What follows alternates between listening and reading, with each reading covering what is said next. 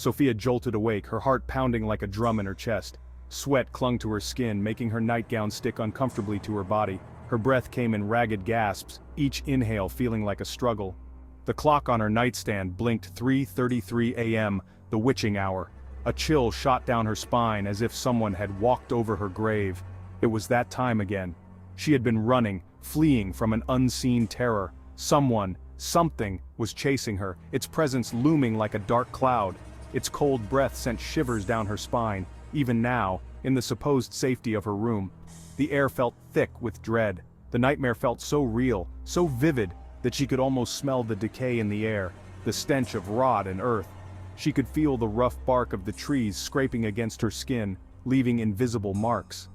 Sophia fumbled for the lamp switch, her fingers trembling. The warm, comforting glow bathed her room, chasing away the shadows. She tried to shake off the lingering dread, the feeling of eyes watching her from the darkness. The digital clock continued to blink, 3:33 a.m., a stark reminder of the recurring time that had become her nightly torment.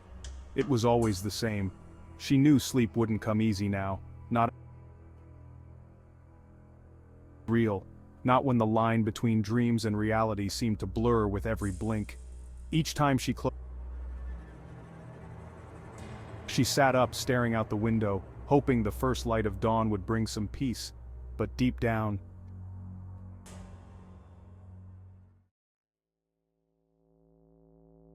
3:33 a.m., the witching hour, a time when the veil between worlds is said to be thinnest, a time when nightmares have the audacity to crawl into our world, to leave their mark on our waking lives.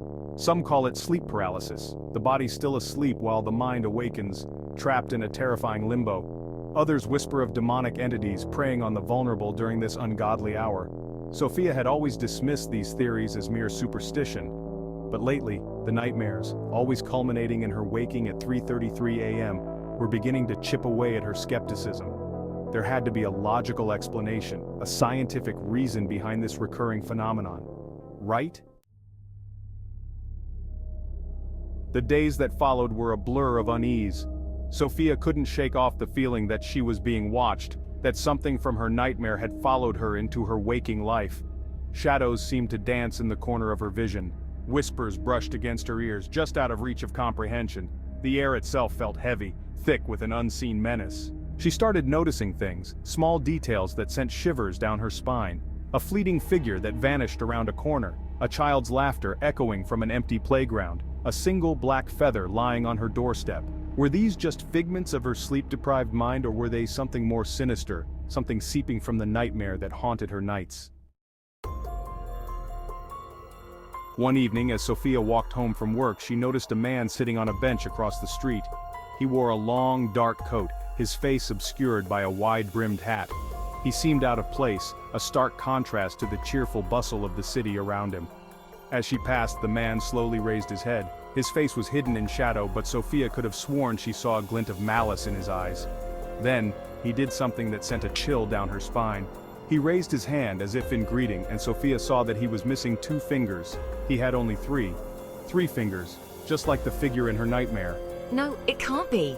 Sophia's breath caught in her throat. The line between her nightmares and reality was blurring once more. The nightmares intensified. The chase grew more frantic, the fear more palpable. And always, Sophia would wake up at 3:33 a.m., her heart pounding, her body bathed in a cold sweat. One night, the nightmare took a terrifying turn. I found myself running down a street I had never seen before, yet it felt oddly familiar. The houses were old, Victorian style, with peeling paint and overgrown gardens. She stopped at a particular house, drawn to it by an unseen force. It was a dilapidated mansion, its windows dark and lifeless. Sophia felt a sense of dread wash over her, a certainty that something evil lurked within. As she stared at the house, a single light flickered on in the attic window. And then she saw him, the man with 3 fingers. The next morning, Sophia couldn't shake the image of the house from her mind. The dream felt different this time, more real, more urgent, as if it were trying to tell her something. Driven by a force I couldn't explain, I decided to find the house. I had a vague feeling that it might hold the key to understanding my nightmares, to breaking free from the terror that gripped me. She spent hours driving around the city, following her intuition, her heart pounding with a mixture of fear and anticipation.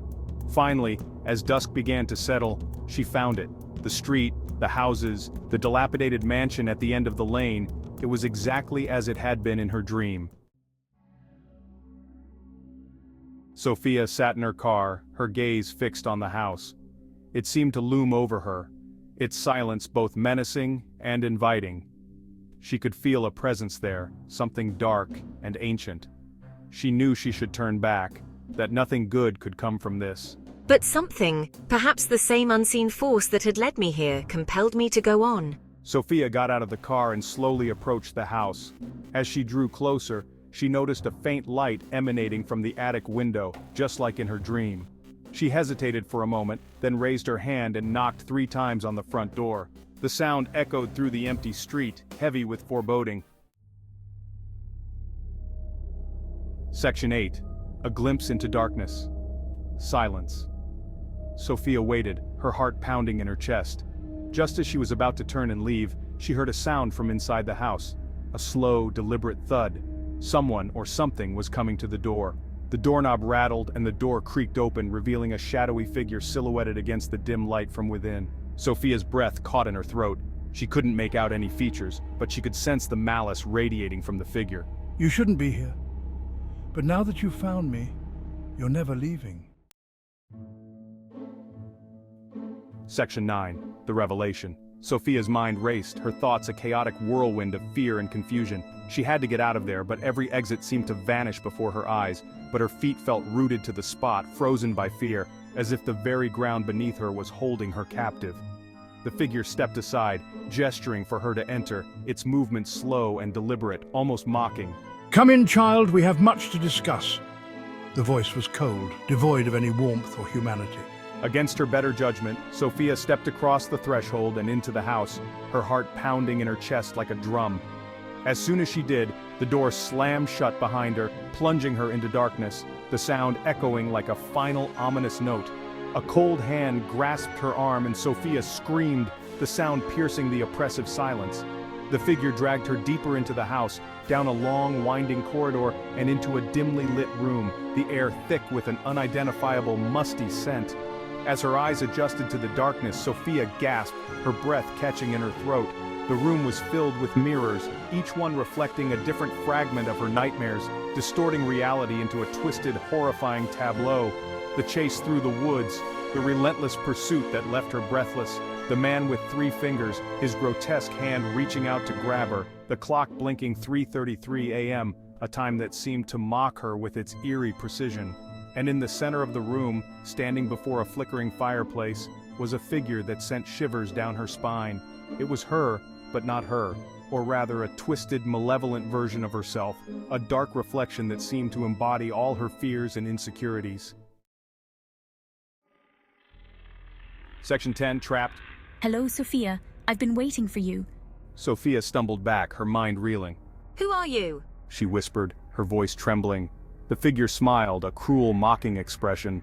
Sophia shook her head, refusing to believe it. This couldn't be happening. It was just a dream. It had to be. S5. Media. Sinister person speaking, dark figure speaking to woman, woman reacting to ominous figure. I am you, or rather, I am the darkness that resides within you. The nightmares, the fear, the guilt, they are all a part of me. This is not a dream, Sophia. This is your reality now. You are trapped here with me forever. Section 11. The Escape. Sophia's eyes darted around the room, desperately searching for an escape. Her breath quickened and her heart pounded in her chest. But every exit seemed to be blocked, every mirror reflecting her own terror back at her. She was trapped, or was she? The walls seemed to close in and the air grew colder.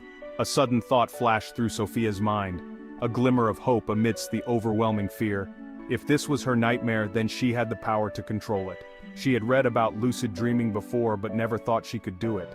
She just had to believe it. She had to muster every ounce of courage and focus she had. Sophia closed her eyes, took a deep breath, and focused all her will on waking up. She concentrated on the familiar sensations of her real world. She imagined the warmth of her bed, the sound of her alarm clock, the feeling of sunlight on her skin. She visualized every detail vividly. Slowly, the room around her began to fade. The oppressive darkness started to lift. The mirrors grew dimmer, the figure's laughter grew fainter, until all that was left was darkness. Sophia opened her eyes, hoping she had succeeded. She was lying in her bed, her heart pounding. Relief washed over her, but a lingering doubt remained. Sunlight streamed through her window, casting a warm glow across the room. The clock on her nightstand blinked 6 a.m. She had escaped. Or had she? The question gnawed at her. As Sophia sat up in bed, she noticed something strange. Her eyes widened in disbelief. There, on her nightstand, next to the clock was a single black feather. A chilling reminder that perhaps the nightmare wasn't entirely over.